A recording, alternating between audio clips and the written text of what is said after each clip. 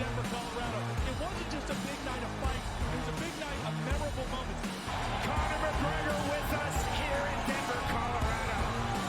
Good left hand from Rockhold. Right hand right back from Mike Perry.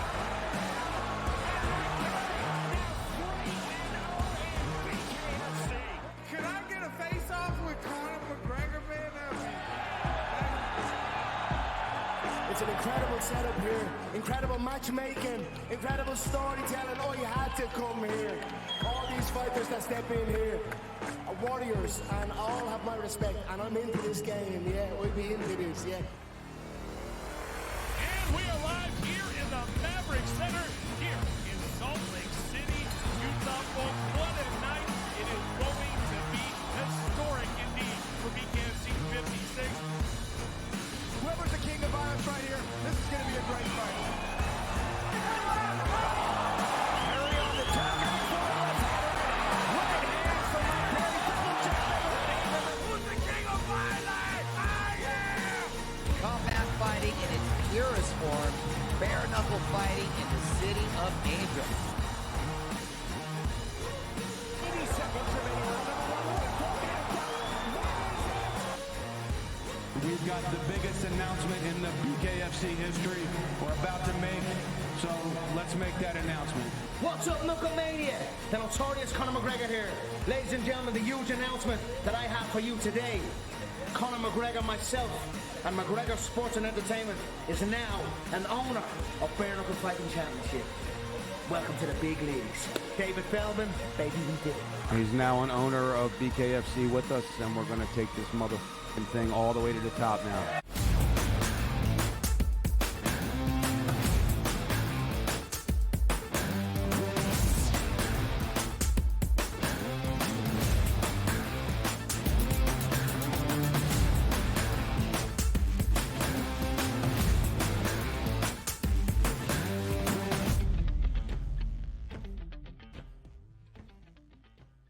Hour number 3 starts right here, right now, live on the early line on SportsGrid on this Wednesday. He is Donnie right side. I am Ben Stevens. One final hour to go. Plenty of baseball breakdowns coming your way here in this third and final hour, and some news around MLB with our Major League Baseball insider, Craig Mish, up next. A Fade the Public poll starts off this third hour directly from the mind of one Donnie right side.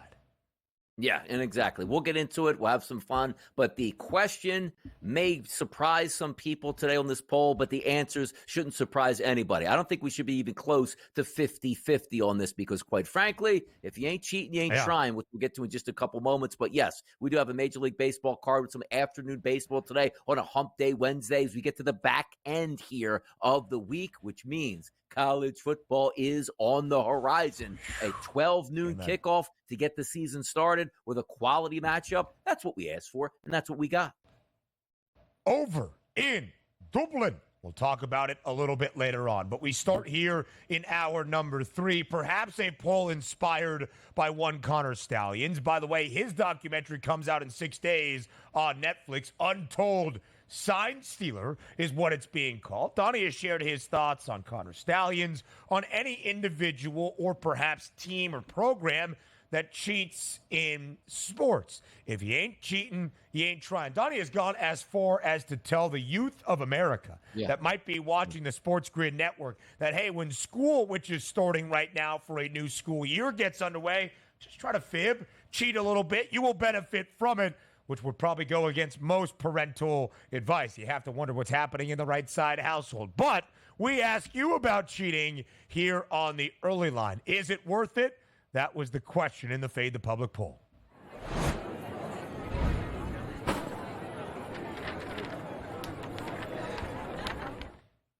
You hate to do an inside joke or a bit here on the show that really just doesn't translate with the people. Less than 70 votes, the Fade the Public poll at SportsGrid. Do you agree with Donnie, that's Donnie right side, that cheating is worth it? Hashtag Fade the Public, hashtag NCAAF. I think that probably relates to Connor Stallions, and then our 2 tags. Worth it or not worth it? Most of the public, but ever so slightly, 51.5%. Those are the live tallies as of this moment, to 48.5%. more so saying not worth it for cheating.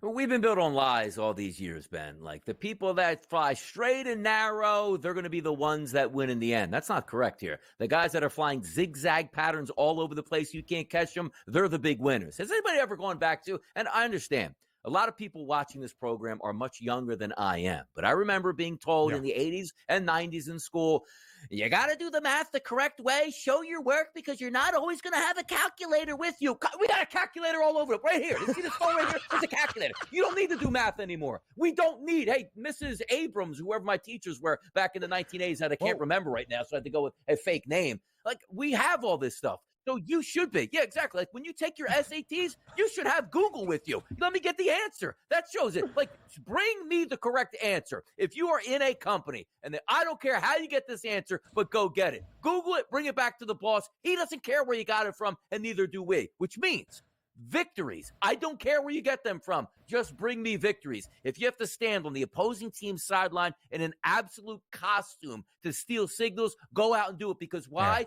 We can win national championships and nobody's ever going to catch up to us. Right now, Michigan is staring in the crosshairs of what should be the death penalty from the NCAA, and they'll get a smack on the wrist where, hey, look at this. This month in February, you can't go off campus to recruit. Did that hurt you? Yes, we'll pay a small fine and maybe give away a win or two. But cheaters are winning right now, never before. Yannick Sinner, we don't care about tennis. The number one player in the world was able to get away with this. I got a massage. Therefore, I tested positive for steroids. Like, you know what? That makes a lot of sense. How many times has Canelo Alvarez used this? Like, hey, look, the guy's going to test positive for roids here. Oh, I ate cow steak here from, this section of Mexico, which is known to have high growth hormone levels. Stop the madness. If you are not cheating, you are not trying at this point. Bend every single rule, because if you break the rule, the reward is going to be way more than the risk that it took to even get there. End of story. I mean, that's beautiful, right? That makes a Fade the Public poll all worth it, even if it's only received 66 votes as of this hour. This was really spurred on by the Yannick Sinner news. And although Donnie led off with saying Yannick Sinner, we don't even care about tennis, which did cause a good hearty chuckle from me. It was interesting, Donnie, in reading that story, and my first thought being, I wonder what DRS would have to say about this, because Yannick Sinner, as we found out yesterday, the day following his championship victory in the Cincinnati Open, a Masters 1000, the final tune-up before the final Grand Slam of the year at the United States Open up in Flushing. Sinner has the second best price and is ranked world number one. That nothing happened despite being, despite testing for a banned steroid twice in the month of March in a 10-day span, that this story just came out now near the end of August. My first thought was, how does Donnie categorize it? Probably another fine, exemplary point of cheating is worth it in Donnie's mind. Because, again, here was the story around Yannick Sinner. World number one. Yannick Sinner tested positive for a banned steroid twice back in March during the Indian Wells, which is one of the bigger events on tour for tennis that is not a Grand Slam event. It was deemed that the reason he was not suspended or punished or disciplined in any way was it was unintentional through a spray used from a trainer for treatment of a wound. That is why he was not suspended. It was a trace amount detected, less than a billionth of a gram. It all seems very convenient to me.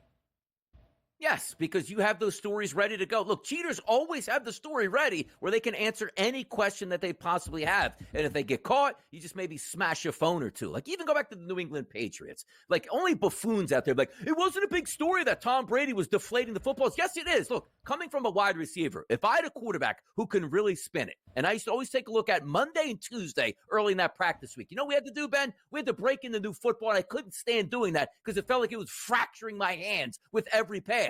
Take a little air of that football. It's easier to catch at this point. And also, if you're filming the sidelines of other opponents, filming Super Bowl practices here, what happened to the New England Patriots? Absolutely nothing. They continued to win. Belichick was continuing their head coach. And what did Tom Brady have to do? Sit out a couple games? Did he give back any of those Super Bowl trophies? No. So if you are cheating at the highest marks here today, whether it's in school, in football, in soccer, it doesn't matter. Press the envelope, bend the rules. It will benefit you in the long term. Trust me on that. Donnie Rightside making his point and given the platform to do so here about what is worth it when it comes to cheating. At least in some examples that we see in sports, the punishment and the discipline is not all that severe. And it is interesting, Donnie, because in college football, right, recruiting violations, things that happen off the field, those come with strong, strong punishments. And yet what Michigan did was very on the field and impacted the outcome of football games, whether you want to argue it either which way. It had an impact for on-the-field violations of game rules, not any recruiting violations or staffing violations or whatever that may be. And Michigan is not going to have its national championship strucken from the record. It is not going to be taken away from them. If they face any sort of discipline, and we still wait for the notice of allegation, it could be a future postseason ban, and I doubt that is even going to be the case. Could Sharon Moore, new head coach in Ann Arbor, face a suspension or a discipline? Perhaps. But the NCAA is more mad at Jim Harbaugh than anything that really has to do with the sign-stealing operation. That was fun. Daily Basis with Craig Mish up next, live right here on Sports.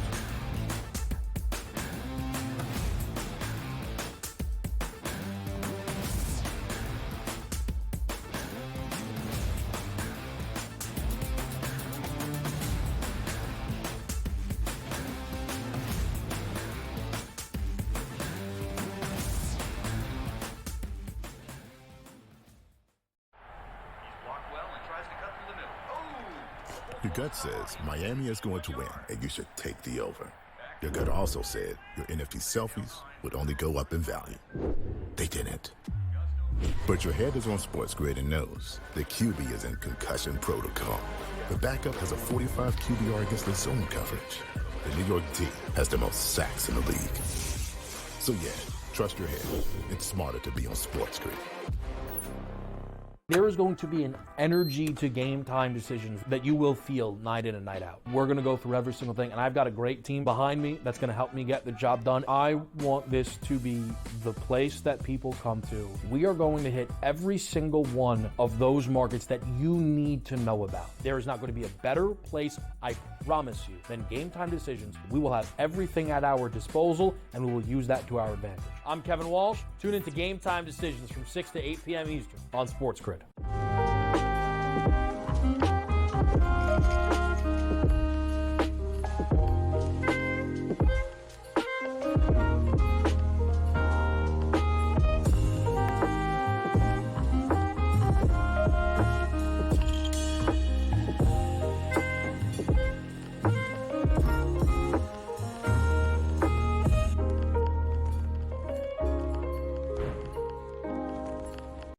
SportsGrid, the only streaming sports betting network. Tips, info, and insights to up your IQ. It's smarter to be on SportsGrid. New to the Live Golf Plus app. Watch Live Golf any way you want it. Follow any group. Replay any shot. Anytime, anywhere. Any questions? Watch Live Golf live and on demand.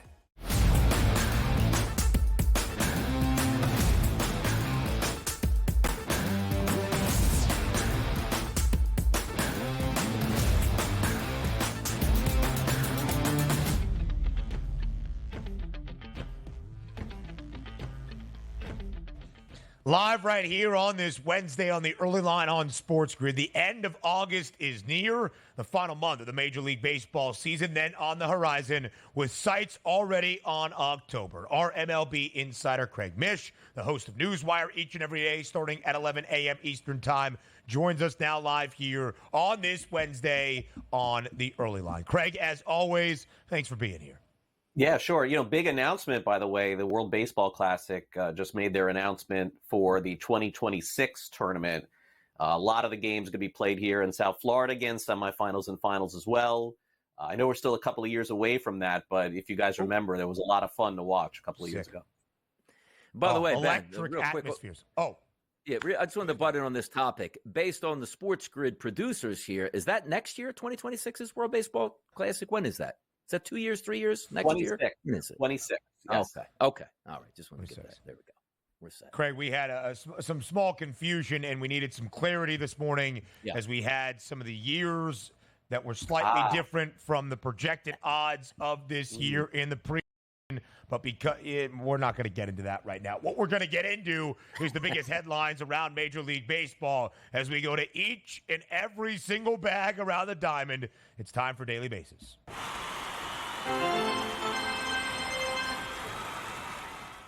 Craig, yesterday the O's bouncing back and evening up a series in New York against the Mets, but do so with some bad news for another starting pitcher, this one newly acquired. That's Zach Eflin from the Tampa Bay Rays ahead of the trade deadline. Eflin is now added to a long list of arms and, frankly, players on the IL for Baltimore. Craig, are you concerned at all about the Orioles starting staff entering playoff baseball, where Baltimore right now currently the second best price to win the American League pennant? Yeah, look, I think you could make the case, as we've talked about before, that maybe the Orioles in the fans' minds didn't do enough at the trade deadline. They just added Eflin and Trevor Rogers. Rogers has been completely ineffective, and now Eflin hurt, so I guess they have to hope that he could come back at some point. I don't know how serious this injury is. So, yeah, I mean, obviously it's concerning, Ben, but this is the model for the Orioles right now. It's going to be rare for them to kind of go all in. The closest they've come in the last few years is getting Corbin Burns, and probably he's going to be gone at the end of the season. So Baltimore is certainly playing to get in what I'm now calling the postseason tournament for Major League Baseball. And, I think the American League is kind of wide open at this point. That's a major injury for a guy that in the postseason is going to throw 6 innings, 3 earned runs, no walks, 4 strikeouts, and then the bullpens decide the game. It's kind of who Eflin is. Yeah, taking a look here, too. Like, we expect big things out of the Baltimore Orioles. They don't really fly under the radar, which brings up the next team, the Milwaukee Brewers. Oh, no, Christian Yelich down for the season with a back injury. Write this baseball team off, Craig. Winners of 6 straight games, 73 wins on the season. And before you can blink now, 11.5-game lead over the Chicago Cubs and 12 games over the Cardinals. This team is built for postseason baseball, Craig, because it feels like every day it's 2-1, 3-2, 4-3 victories here. What can we anticipate from the Milwaukee Brewers, and could they be in contention to do some damage here in the NL? Yeah, I think it is possible. I would not have them as the favorites, but I think this is probably, Donnie, one of the teams in baseball that has been doubted from the beginning of the season right up until now. And that becomes a dangerous team at some point because they're like having the chip on their shoulder type team. No one believes in us. But if you go back to May, June, we were talking about the Brewers. Well, eventually someone's going to catch them and pass them. It'll be the Reds. It'll be the Cubs, maybe the Pirates. None of them did. Impressive season. I mean, is this team going to be 30 games over 500 at the end of the year? Yeah. It just goes to show you. I mean, guys, think about this for a second. The president of baseball operations, David Stearns, he left to go to the Mets. Their manager, Craig Counsell, the highest paid manager in the history of baseball, goes to the Cubs. And they're just as good, if not better, without them. That just tells you the hierarchy and everything going on in player development, drafting, et cetera, in that organization is second to none in the National League. They've done a great job again. The Brew Crew right now, 21 games above 500, 73 and 52. Everybody else in the National League Central, 2 games below 500 or worse. The 11.5 game advantage for Milwaukee so strong. The odds makers at FanDuel have said, hey, the division is done. They have taken the odds off the board. The first division of the 6 around the bigs to have the odds off the board at this stage of the MLB season. 5-game lead now for the Houston Astros atop the American League West. And could it grow larger today with the return of Justin Verlander for the Astros? His first start since June 9th. The veteran righty back on the bump for Houston. He has made 10 starts this year. There you see the numbers. Craig, what should we expect out of Justin Verlander at this stage of his career, at this stage of the season for the Astros? Yeah, this is very similar to another guy who played for Houston, who would come in middle of the season, finish off, not in the Hall of Fame, but should be, and that's Roger Clemens. This is a very similar situation. What they're hoping for is by the end of September, Verlander can give them 6 innings of 2-run ball with 5 or 6 strikeouts and turn it over to the bullpen. Verlander has another year or 2 left. Probably the injuries have creeped in. Yeah. I see no reason why he can't do it. They've been overly cautious with him, but very similar to Kershaw in LA, these veteran pitchers, that's all they're asking for. Just get us in the postseason, pitch game 2 or game 3, and then we'll take our chances with the pen. Two teams fighting for wild card positioning here. The Minnesota Twins and the San Diego Padres going to play at 6:40 Eastern, which means an afternoon set out on the West Coast at 3:40 p.m. Slight favorite towards San Diego. 8.5 is the total. It's been an entertaining series so far. Who's going to stay in this series, which means San Diego staying hot or Minnesota? Give me one of these victories out here. Yeah, I love watching Matt Waldron pitch for San Diego because he's a knuckleballer. And, I still, for the life of me, can't figure out why at the youth age no one is teaching the knuckleball. It just feels like if you're little and you can't throw 100, why not try that to see if you can succeed? On the flip side, Woods Richardson, the pitcher for the Twins, has been super effective, a big surprise this season. But guys, his numbers are a lot better in Minneapolis than they are away from home. So I'll lean toward the Padres today in a close game. The Padres looking for a sweep over the Twins. San Diego has won 13 of its last 16. Best record since the All-Star break for the Pods, 22-6. Craig Mish, as always, thank you for being here on this Wednesday on the early line. We'll see you in about 40 minutes on Newswire here on SportsGrid. WNBA headlines around the W next.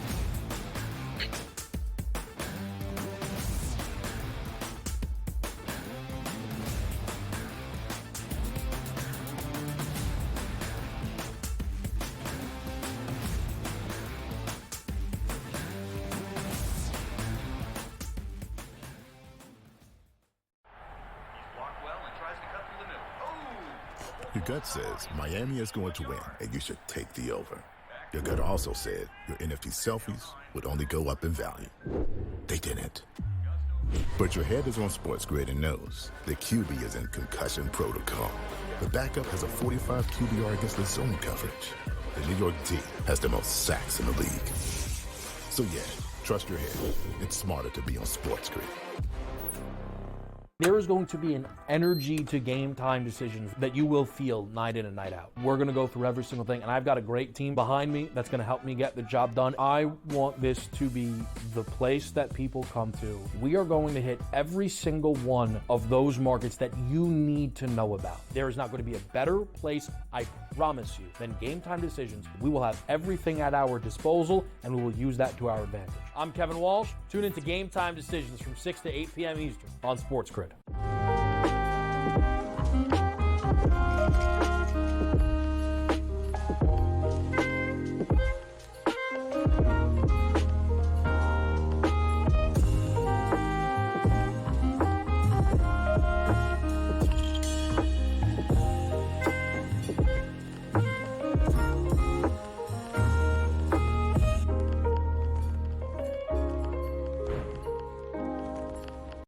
SportsGrid, the only streaming sports betting network.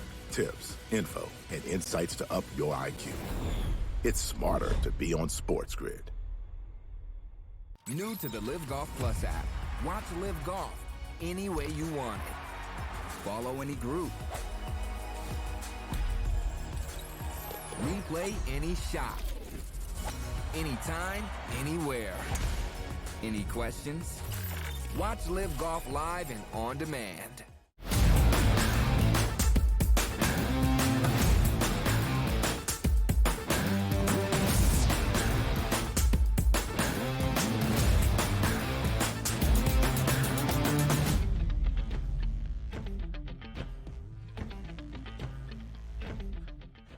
Tuesday headlines around the WNBA. It was a historic night in Boston. The first ever WNBA game played inside TD Garden. It was a sellout crowd, more than 19,000 on hand for the Connecticut Sun hosting the Los Angeles Sparks. I was trying to find the actual number to see if it did make history in terms of attendance marks. in the WNBA. I was unable to find that. Maybe we can here, but there's only been 5 games since 2008 that have had more than 19,100 fans in attendance in the W. So maybe history last night, regardless of what we can say. As you see that packed arena, TD Garden was the spot to be last night. And the Sun victorious 69-61. 19,156, third most attended game in the WNBA this season, courtesy of our producer, Joe Frizo. Good with the numbers there. Not so much with this. We're not going to get into that again. But Connecticut, a victory inside TD Garden. Donnie, we told you yesterday, keep an eye on that total in the mid-150s. Stayed well under the Sun, the best defensive team in the W. It's always an interesting outlook, too, because we knew the Sun were a much, much better team than the Sparks, and the Sparks really looked to probably just getting beaten around like a piñata the rest of the season. But you see that final score, 69-61. They kept it close and covered that number, but you say to yourself, was that more of we're playing in a different atmosphere as opposed to what we're used to? We're not in our home arena. We're going on the road. It's a big environment, and maybe they don't play just as well as they should have, because you see that third quarter, Ben, 12-11. That is a really low-scoring quarter by any means here in the WNBA. But still, if you're looking for the Sun, 20th win on the season, they got the victory. That's what's expected. You played in front of a big crowd, and the WNBA continues to draw eyeballs. That's a good thing for the league. Yeah, there was a little bit of promise, DRS, for the Sparks. Of course, Cam Brink, who was the second overall pick. Rakia Jackson out of Tennessee, also drafted early by the Sparks. I believe 4th overall. Of course, Cam Brink out for the year with a torn ACL. They started off 4-7, a young team earning their lumps. They have lost 15 of their last 17. Dejanay Carrington, leading scorer for Connecticut, 19 points. She was critical, and rightfully so, of the WNBA's lack of promotion. For a historic night inside TD Garden, she showed out for the crowd in Beantown. The New York Liberty continue to stack up the wins, 24-4. Now the record for New York, best mark in the WNBA. They've won 7 straight games, all 3 since returning from the Olympic break, hammering last night the Dallas Wings at home by 20, 94-74, covering even as a 13.5-point favorite. Yeah, we thought we might get some blowouts yesterday because we had some high lines, and the Liberty certainly were in line for one of those. I also thought the Sun were probably in line for a blowout victory. But again, Liberty playing on their home court, the Sun not. Maybe that made a difference. 94-74. Are they the best team now in the WNBA? The odds makers starting to turn that corner from looking at the Aces now over to the Liberty. 24-4 on the season. It's a pretty good ball club there. 2 teams in the W have won at least 20 games. Connecticut with the win last night. New York the most. They have 24. And the Seattle Storm, who got a win yesterday on the road in D.C. against the Mystics, add Gabby Williams. If you remember Gabby Williams, even from recently in the Olympic Games, she was the star for France. She made the long jumper with her foot on the line in the gold medal game against the Americans as time expired. Last played in the W for Seattle last year. She has been re-signed by the Storm. The Storm 18-10, 5th best record, 4th best record, the 2-time reigning WNBA title winners. The Las Vegas Aces, they are 17-9. And the Minnesota Lynx have the 3rd best record in the WNBA, 19 wins for Minnesota. A matchup tonight in Sin City. The Aces, a 6-point home favorite. The over-under, 167.5. Las Vegas has been home for its first 3 games since the Olympic break. They lost to New York on Saturday, turned around on Sunday for a win over the Sparks. What do we expect tonight in a difficult place to get a win? Michelob Ultra Arena. Yeah, it seems to take a look at the FanDuel New Jersey opening number, somewhere around 2.5, maybe one of those blink ones that just gets recorded there, but as high as 6 now, as we're showing here at the FanDuel Sportsbook, got a total of 167.5. I think the Aces are better than what they showed, obviously, against New York. So if we're looking at the Lynx home court, looking at the home court advantage versus the Lynx, I think they get the job done tonight. I think they can win this game by close to double digits.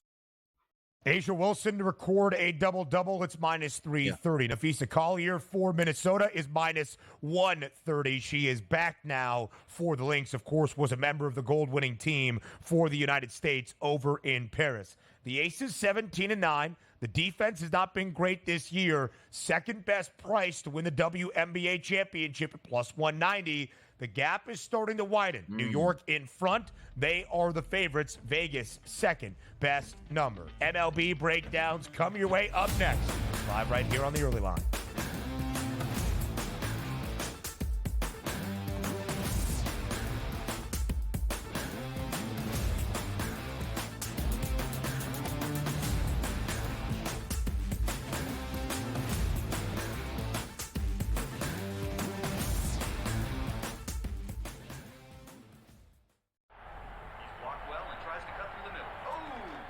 Your gut says Miami is going to win, and you should take the over. Your gut also said your NFT selfies would only go up in value. They didn't. But your head is on SportsGrid and knows the QB is in concussion protocol. The backup has a 45 QBR against the zone coverage. The New York D has the most sacks in the league. So yeah, trust your head. It's smarter to be on SportsGrid. There is going to be an energy to game time decisions that you will feel night in and night out. We're going to go through every single thing, and I've got a great team behind me that's going to help me get the job done. I want this to be the place that people come to. We are going to hit every single one of those markets that you need to know about. There is not going to be a better place, I promise you, than Game Time Decisions. We will have everything at our disposal, and we will use that to our advantage. I'm Kevin Walsh. Tune into Game Time Decisions from 6 to 8 p.m. Eastern on SportsGrid.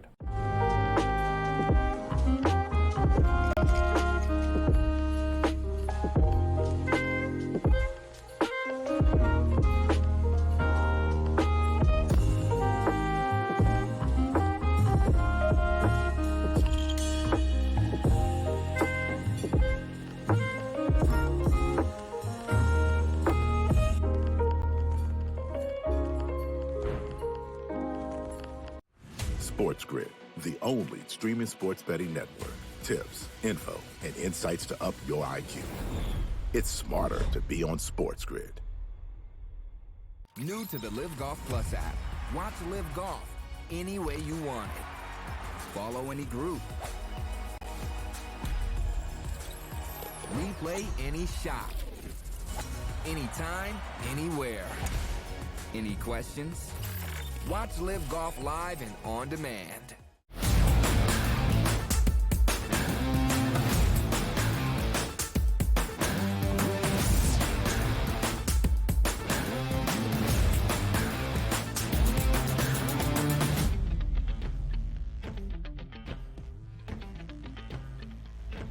Just like Tuesday, it's a full Wednesday slate around Major League Baseball. A sampling of afternoon games, but only really 4 in their local time zones. But we start with game number 2 up in the Bronx, a game that will impact the American League East and American League standings overall. The Yankees and the Guardians. It was a long game last night, 4 hours and 5 minutes, the longest of 2024 in MLB. The Guardians victorious 9-5 in 12 innings. They won outright as an underdog. They're a pretty hefty underdog once again today against Nestor Cortez and the Bombers. 8.5 is the total today up in the Bronx. Minus 184 now on the money line for the New York Yankees. What do you like here in game number 2?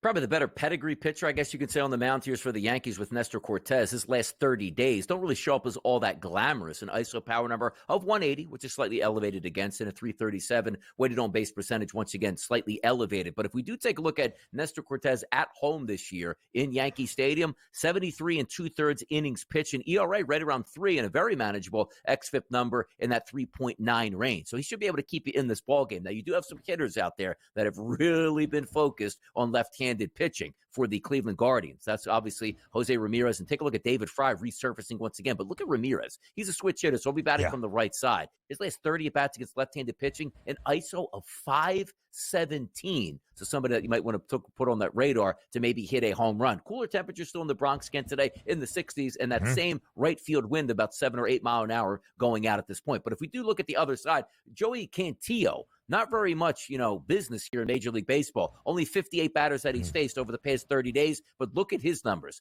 ISO against 308. Weighted on base percentage against 411. And if you just take a look at those left-handed batters like Juan Soto went deep yesterday, a 500 ISO against. Now, granted, only 16 batters he's faced from lefties. But you look at the first 3 batters in the lineup against left-handed pitching for the Yankees over the past month. That's Torres, Soto, and Judge. All high ISO power numbers and weighted on base percentages. The Yankees should be a favorite today against the Cleveland Guardians, and they should handle their business. The total went over yesterday because of extra innings. Only 6 runs in regulation. 8.5 is that number today. Low-scoring game and a pitcher's duel yesterday in the start of the midweek set out in Atlanta between the Braves and the Phillies. Reynaldo Lopez got the better of Zach Wheeler and the Phils. 3-1 the final. Atlanta victorious in the opening game. Game number 2, another pitcher's duel is expected. A tight margin expected. -108 on both sides as of this moment. Total has dropped down to 7.5 as well. It is a pick'em currently on the FanDuel Sportsbook. So DRS, tell us who wins this game in Atlanta.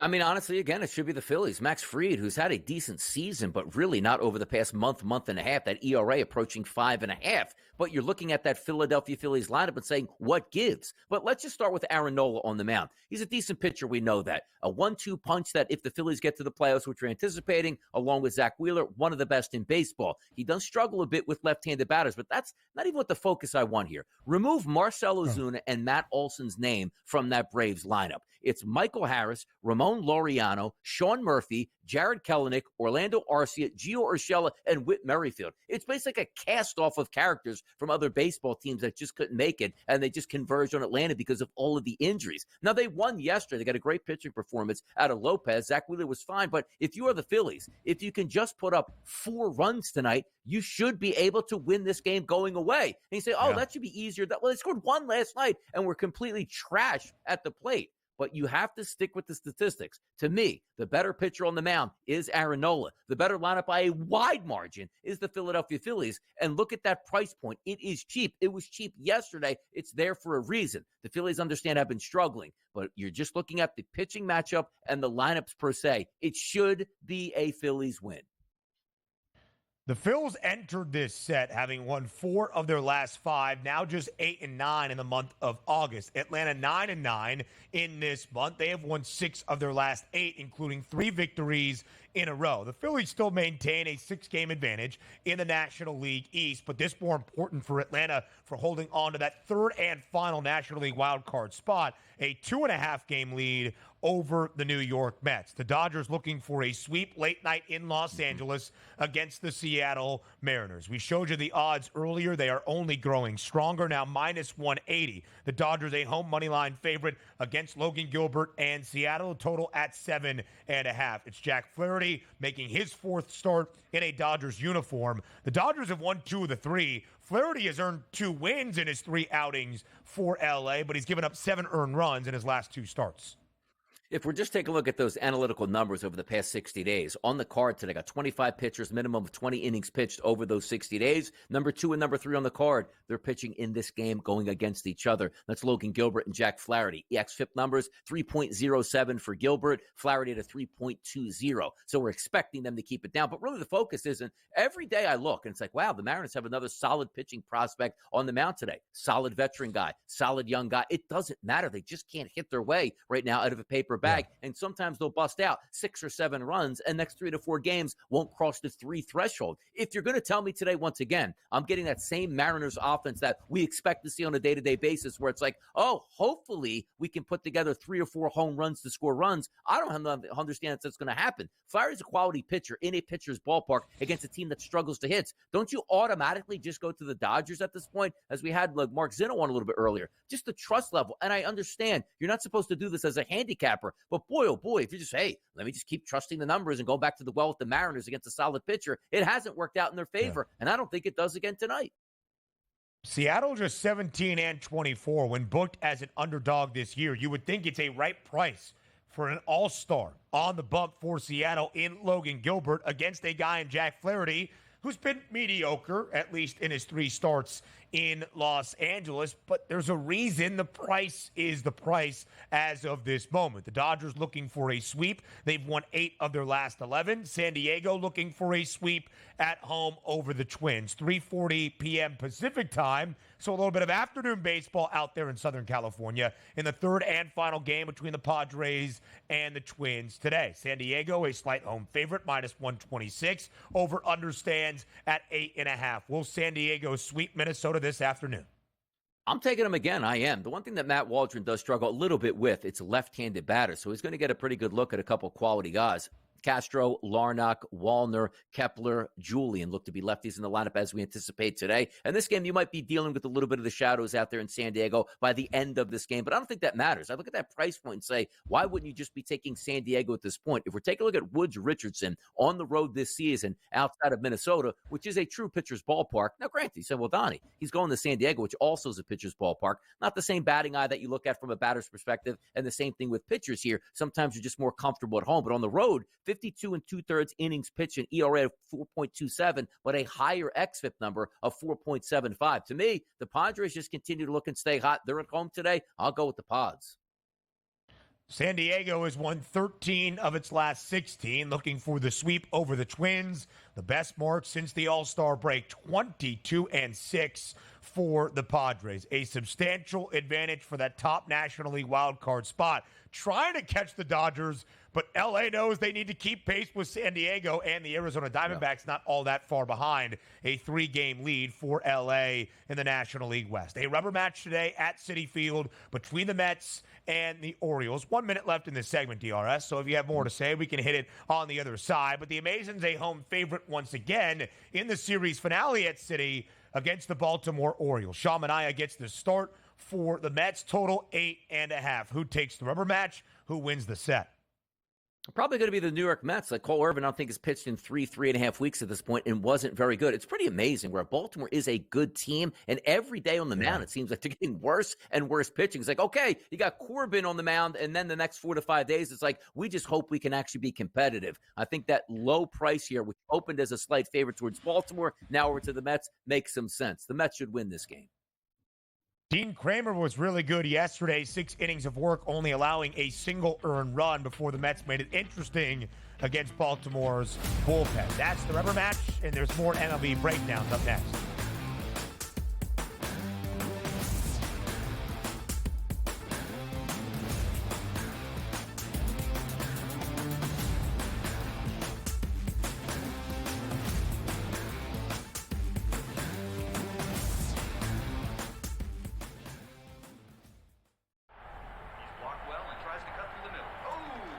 Your gut says Miami is going to win, and you should take the over. Your gut also said your NFT selfies would only go up in value. They didn't. But your head is on SportsGrid and knows the QB is in concussion protocol. The backup has a 45 QBR against the zone coverage. The New York D has the most sacks in the league. So yeah, trust your head. It's smarter to be on SportsGrid. There is going to be an energy to game time decisions that you will feel night in and night out. We're going to go through every single thing, and I've got a great team behind me that's going to help me get the job done. I want this to be the place that people come to. We are going to hit every single one of those markets that you need to know about. There is not going to be a better place, I promise you, than Game Time Decisions. We will have everything at our disposal, and we will use that to our advantage. I'm Kevin Walsh. Tune into Game Time Decisions from 6 to 8 p.m. Eastern on SportsGrid.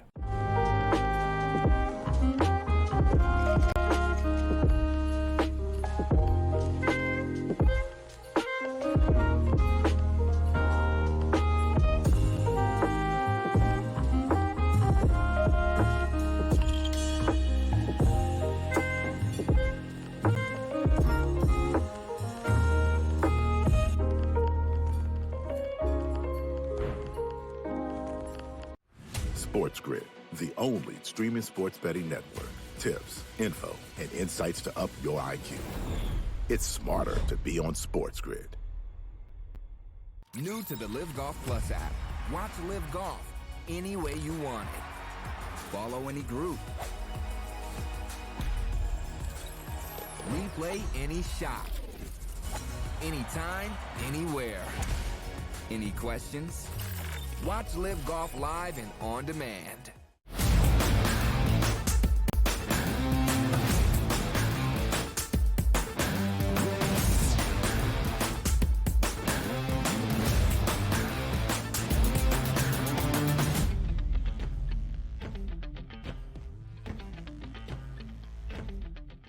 Live right here on the early line on SportsGrid, all around this Wednesday slate in Major League Baseball. All three of the incredibly hot teams that keep winning games in the National League West, that's the Dodgers, the Padres, and the Diamondbacks, looking for a midweek series sweep today. The Arizona Diamondbacks take on the Miami Marlins. They're a road favorite in South Florida at minus 164 against the Fish. The Diamondbacks were swept over the weekend in Tampa. Will they sweep Miami today? Yeah, let's go over some numbers in this game because this is one that you want to focus on. 6:40 p.m. Make sure you're in front of your TV. Why? Because Roderick Munoz is on the mound for the Marlins. If we just take a look at in totality his past 60 days, he has 42 and a third innings pitched here. Let me just make sure. Yep, that's correct. His ERA, Ben, 5.95. His xFIP number 5.48. You're loving this already. But now you say to yourself, like, well, Donnie, it might be because he gets hammered on the road. Like he's used to pitching in that absolute cavern aircraft carrier, which is so hard to hit home runs in down in South Beach. Now you take a look at his home statistics this season, Ben. 36 and 2/3 innings pitched, a worse ERA of 6.63, and an xFIP number of close to 5.6 here. So it doesn't matter. He's pitching one of the best pitching ballparks in America and can't get anybody out. Now comes to town here against them once again, the Arizona Diamondbacks. Take away Kevin Newman, who's due to bat ninth today, who has a low ISO power number and a low weighted on base percentage. If we just take a look at the weighted on base percentages here of right-handed pitching going up against the Diamondbacks, 412, 386, 539, 478, 358, 479, 426, and 497. We should be having a lot of fun and betting good money on RBI props, base hit props, and the Arizona Diamondbacks to absolutely wreck Roderick Munoz tonight. Yeah, I could see it happening. That's a lot of runs potentially being scored for Arizona. Total only 8.5 today in Miami. Another day baseball game. Another NL West team looking for a series sweep. That should always be the equation if you are playing the Chicago White Sox. And that's the story for the Giants. Logan Webb on the bump. San Francisco greater than a $2 favorite. Minus 230, that updated number against the White Sox. Garrett Crochet does start on the other side. It's why the total is 7. But San Francisco trying to stay in the NL wildcard chase. 3.5 games back of Atlanta. Will it be a series sweep over Chicago? I love Logan Webb. And if you just take a look at his past 60 days xFIP number, he's third on the card out of 25. You know you're going to get a very good performance out of him. But having said that, do you know who's number 1 on the analytical card today? It's Garrett Crochet. So you have the let's just say 1 and 4 out of the top 5 going head-to-head in a true pitcher's ballpark today. But also, the analytical number, 2.66 xFIP over the past 60 days for Crochet. That's unbelievably good. His ERA, Ben? Almost 5.5. It doesn't even compute. So let's just take a look at some splits here and say, well, what does Crochet do on the road? Is he better at home? How about on the road?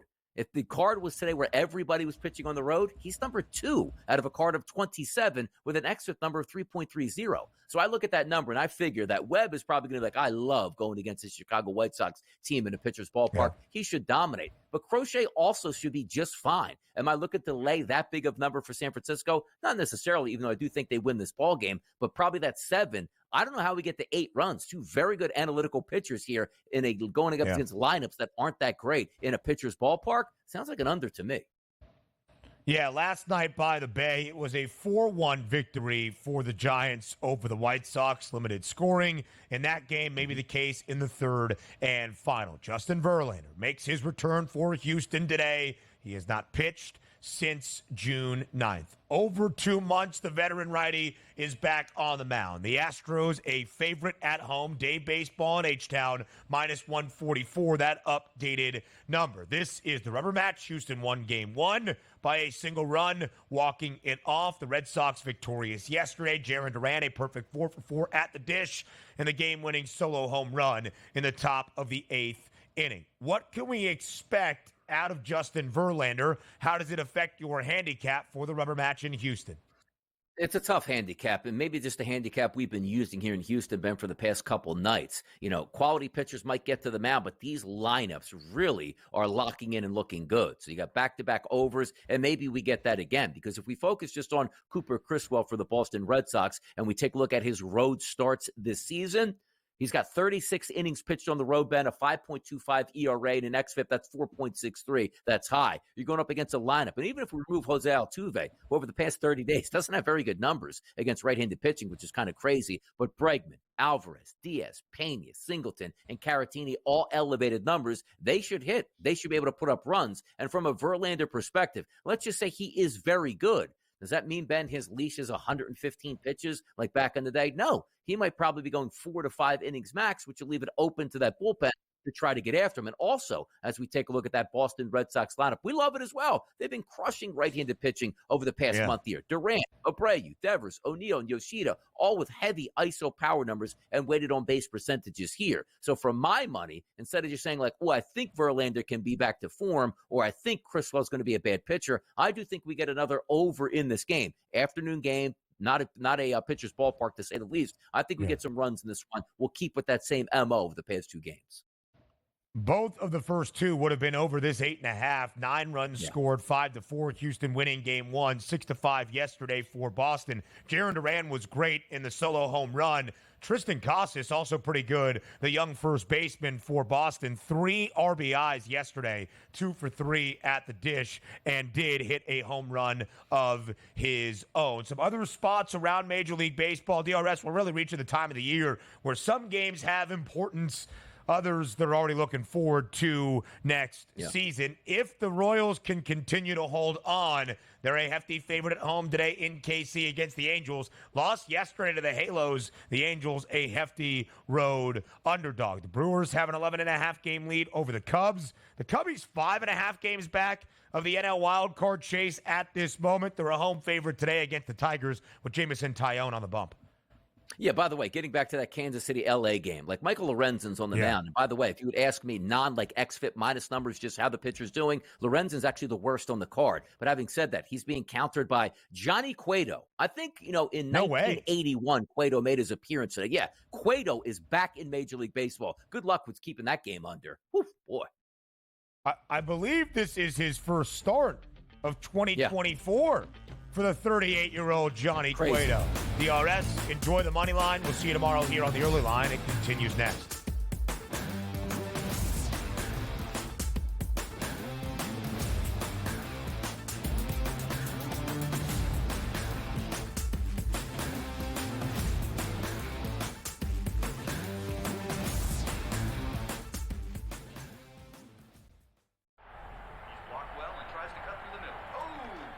Your gut says Miami is going to win, and you should take the over.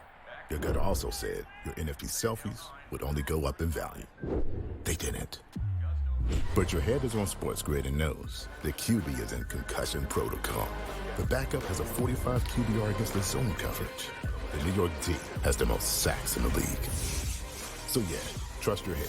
It's smarter to be on SportsGrid.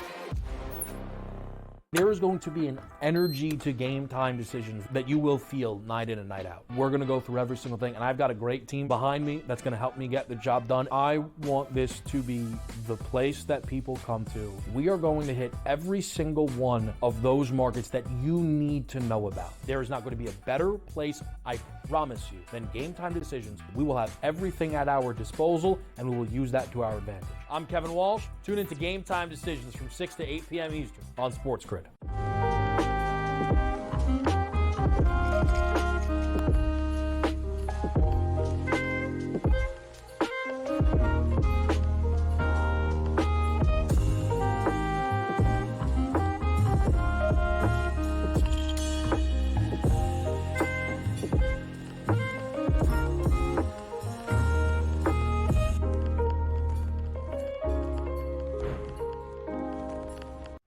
SportsGrid, the only streaming sports betting network. Tips, info, and insights to up your IQ. It's smarter to be on SportsGrid. New to the Live Golf Plus app. Watch Live Golf any way you want it. Follow any group.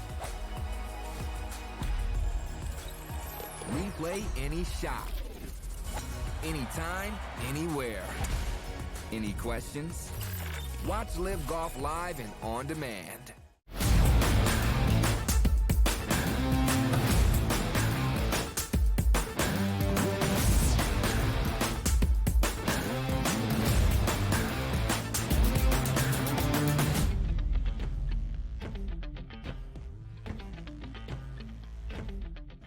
There are so many different reasons that the 2024 college football season is the start of a new era in the sport and really across the landscape of collegiate athletics. You could list them all. Number one being conference realignment. The Big Ten is now 18 teams with the addition of the 4 West Coast newcomers, Oregon, UCLA, USC, and Washington. The SEC adds Oklahoma and Texas to add on to that power conference. The Big 12 takes the 4 corner schools after the dissolution of the Pac-12. That's Arizona State, Arizona, Colorado, and Utah. And then the Atlantic Coast Conference features team from the Pacific Coast and a team from Dallas. That's California and Stanford, as well as SMU. How about the 12-team college football playoff?